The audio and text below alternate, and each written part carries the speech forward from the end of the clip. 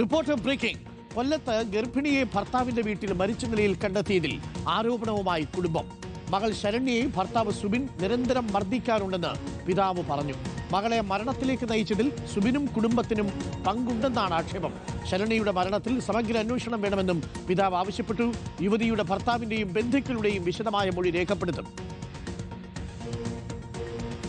മരിക്കേണ്ട ഒരാവശ്യം നമ്മൾ കാണുന്നില്ല. ഇവൻ അവളെ അടിക്കലുണ്ടെന്ന് പല പ്രാവശ്യം അമ്മേനോട് പറഞ്ഞിട്ടുണ്ട്. പിന്നെ ഒരിക്കൽ എന്നെ ഫോൺ വിളിച്ചിട്ട് എന്നോടും പറഞ്ഞിട്ടുണ്ട് ഇവിടെ നിൽക്കാൻ കഴിയുന്നില്ല, ഇവൻ ഭയങ്കര അടിയാണ്. മാമന്മാരോട് പറഞ്ഞിട്ട് എന്നെ കൂട്ടിയിട്ട് പോകണമെന്ന് ഒരിക്കൽ പറഞ്ഞു. ഈ അടുത്ത ദിവസം ഒന്നും വിളിച്ചിട്ടില്ല. എന്നെ ആകെ വിളിച്ചത് കഴിഞ്ഞ മാസം ഒരു ദിവസം വിളിച്ചത്. ആകെ ഒരിക്കൽ ഇവിടെ വന്നിട്ട് ഒരിക്കൽ വിളിച്ചിട്ടുണ്ട്. പ്രിയ പ്രേക്ഷകരെ, വിസ്മയും ചിത്രയും ഒക്കെ ഉണ്ടായത് പ്രേക്ഷകർ ഓർമ്മയുണ്ടാവും. ശരണ്യയുടെ ഈ ദാരുണ സംഭവം കൊല്ലത്ത് നിന്നാണ് റിപ്പോർട്ട് ചെയ്തിരിക്കുന്നത്. AV ജയശങ്കറുണ്ട്. ജയശങ്കർ, ഭർത്താവ് നിരന്തരം മർദ്ദിക്കാറുണ്ട് എന്നാണോ ശരണ്യയുടെ രക്ഷിതാക്കൾ നൽകിയ മൊഴിയിലുള്ളത്? ഇപ്പോൾ നമ്മളോട് പറയുന്ന അനുസരിച്ചാണെങ്കിൽ ഇങ്ങനെ മർദ്ദിച്ചു എന്നുള്ള വിവരം വീട്ടിൽ പറഞ്ഞിട്ടുണ്ട് എന്നുള്ളതാണ് മനസ്സിലാക്കുന്നത്.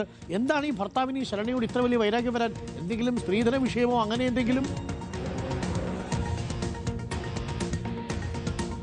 Good morning doctor Arun. എന്തായാലും കഴിഞ്ഞ ദിവസമാണ് 26 വയസ്സുള്ള 4 മാസം ഗർഭിണിയായ ശരണ്യയെ വീട്ടിനുള്ളിൽ തൂങ്ങി മരിച്ച നിലയിൽ കണ്ടെത്തുന്നത്. പോലീസ് ഇതെന്തായാലും ആത്മഹത്യയാണെന്ന കാര്യം ഉറപ്പിക്കുന്നുണ്ട്. ഇപ്പോഴാണ് കുടുംബം എന്തായാലും കൂടുതൽ ആരോപണങ്ങളുമായി വരുന്നത്. നിരന്തരം ഭർത്താവ് സുബിൻ ശരണ്യയെ മർദ്ദിച്ചിരുന്നു എന്നാണ് പിതാവ് പറയുന്നത്. ഇക്കാര്യം തന്നോടും ഒപ്പം തന്നെ തൻ്റെ ഭാര്യയോടും ഈ ശരണ്യ ഇക്കാര്യം വിളിച്ച് പറയാറുണ്ടെന്നും പിതാവ് പറയുന്നു.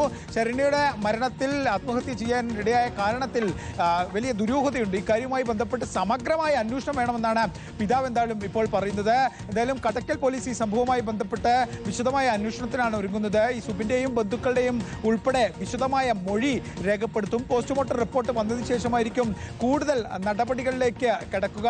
ഒരു 4 മാസം ഗർഭിണിയായ ഒരു സ്ത്രീ ആത്മഹത്യയിലേക്ക് തുനിയണമെങ്കിൽ, അല്ലെങ്കിൽ അവർ മരണപ്പെടണമെങ്കിൽ അതിൽ ചില ഗൗരവകരമായ കാര്യമുണ്ടെന്നാണ് പോലീസ് സംശയിക്കുന്നത്. അതുകൊണ്ട് തന്നെ സമഗ്രമായ അന്വേഷണം നടത്തും. കഴിഞ്ഞ ദിവസം നടത്തിയ ഇൻക്വസ്റ്റിൽ ശരണ്യയുടെ ശരീരത്തിൽ അസ്വാഭാവികമായ പാടുകളൊന്നും കണ്ടെത്തിയിരുന്നില്ല. ഈ മരണത്തിന്റെ സ്വഭാവമൊക്കെ പരിശോധിക്കുമ്പോൾ ആത്മഹത്യ തന്നെ എന്ന് പോലീസ് പറയുന്നു. പക്ഷേ ഈ ആത്മഹത്യയിലേക്ക് നയിച്ച കാരണങ്ങൾ പരിശോധിക്കാനാണ്. എന്തായാലും പോലീസ് ഈ വിഷയത്തിൽ വിശദമായ അന്വേഷണമുണ്ട് നടത്തുന്നുണ്ട്. ശരണ്യയുടെ പിതാവ് ഇതുവരെ രേഖാമൂലം പരാതി നൽകിയില്ല. കഴിഞ്ഞ ദിവസമാണ് ഈ ബോഡിയുമായി ഇവർ കണ്ണൂരിലേക്ക്, ജന്മനാടായ കണ്ണൂരിലേക്ക് പോയത്. ഇനി സംസ്കാര ചടങ്ങൊക്കെ പൂർത്തിയായ ശേഷമായിരിക്കും ഔദ്യോഗിക പരാതി. എന്തായാലും ഗൗരവകരമായ പരാതിയാണ് ഡോക്ടർ അരുൺ. പരിശോധിക്കപ്പെടേണ്ട കാര്യം തന്നെയാണ്. പരിശോധിക്കപ്പെടേണ്ടതാണ്. 4 മാസം ഗർഭിണിയുമായിരുന്നു ശരണ്യ എന്നാണ് മനസ്സിലാക്കുന്നത്. എന്തോരം സ്വപ്നം കണ്ടു തുടങ്ങിയ ജീവിതമായിരിക്കുമല്ലേ. ഒടുവിൽ പാതി വഴിയിൽ എത്തി നിൽക്കുമ്പോൾ പൊലിഞ്ഞു പോവുക എന്ന് പറഞ്ഞാൽ വീട്ടുകാർക്ക് സഹിക്കാൻ പറ്റുമോ? പോയത് ആ വീട്ടുകാർക്കാണ് എന്നുള്ളതാണ്. പോയത് ശരണ്യക്കാണ്. ഭർത്താവിന് വേറൊരു കല്യാണം കഴിച്ച് ജീവിക്കാം. പക്ഷേ ശരണ്യയുടെ നഷ്ടം ആര് സഹിക്കും? ആ കുടുംബം എങ്ങനെ താങ്ങും? അത് ഇത്തരം വാർത്തകൾ കേൾക്കുമ്പോൾ നമുക്ക് വല്ലാത്ത സങ്കടം ഉണ്ടാവും. അതിനേക്കാളൊക്കെ ഈ കുട്ടി കല്യാണം കഴിക്കാതെ എവിടെയെങ്കിലുമൊക്കെ ജോലിയായിട്ട് ആർത്തിൽ എവിടെയെങ്കിലുമൊക്കെ യാത്രയൊക്കെ ചെയ്യാൻ പോയി വളരെ ഹാപ്പിയായിട്ട് ജീവിച്ചിരുന്ന മതിയായിരുന്നു എന്ന് കുടുംബമൊക്കെ കണക്കാക്കുമോ എന്തോ? അന്നും കുടുംബം ഇപ്പോഴും കണക്കാക്കൂല. കെട്ടിച്ചു വിട്. എങ്ങോട്ട് വിടാൻ?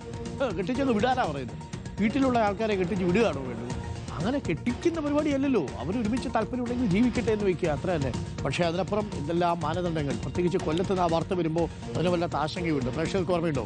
ഈ ജയഹേ എന്ന സിനിമ ഇറങ്ങുമ്പോൾ ആ ജയഹേ എന്ന സിനിമയിലെ സ്ലാങ് എവിടുത്തെയാണെന്ന് പ്രേക്ഷകർക്ക് ഓർമ്മയുണ്ടോ? ഞങ്ങൾ ആ കുട്ടിയും പരിസരത്തുകാരുടെയൊക്കെ ഒരു സ്ലാങ് അതിനകത്തുണ്ട്. പ്രേക്ഷകർ ശ്രദ്ധിച്ചാൽ അത് മനസ്സിലാവും. അപ്പോൾ പ്രിയപ്പെട്ട പ്രേക്ഷകരെ, ഇത് ഏതെങ്കിലും ഒരു ജില്ലയിൽ മാത്രം സംഭവിക്കുന്ന കാര്യമല്ല. തെക്കോട്ടും വടക്കോട്ടും ഒക്കെ അത് തിരഞ്ഞെടുക്കപ്പെട്ട രീതികളിൽ പല സ്ഥലങ്ങളിലുമൊക്കെ സംഭവിക്കുന്നുണ്ട് എന്നുള്ളതാണ് സങ്കടകരമായ കാര്യമാണ്. എല്ലാത്തിടത്തും ഉണ്ട് ഈ പ്രശ്നം. ആളുകളെ കുത്തുവാക്ക് പറയുക, വേദനിപ്പിക്കുക, ഇതൊക്കെ ഒരു പ്രധാനപ്പെട്ട കാര്യമാണ്. എല്ലാ കുടുംബങ്ങളിലും അത് സംഭവിക്കുന്നുണ്ട്. പക്ഷേ ചിലത് കൈവിട്ടു പോകുന്നു എന്നതാണ്. അന്വേഷണം നടക്കട്ടെ.